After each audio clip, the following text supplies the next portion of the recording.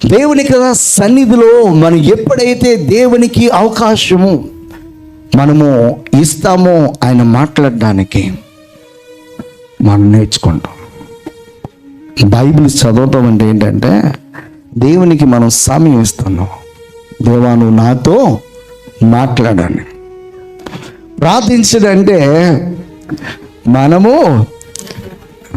హల్లెలూయా అంటే ఎక్కువగా ఆయన మనతో మాట్లాడితే మన బ్రతుకు మారుతుంది, మన జీవిత విధానం మారుతుంది. మనం దేవుని చేతిలో ఒక మంచి పాత్రగా మలచబడతాం. దేవుడు మనతో ఎక్కువ మాట్లాడడానికి మనము అవకాశం ఇవ్వాలి. వినడానికి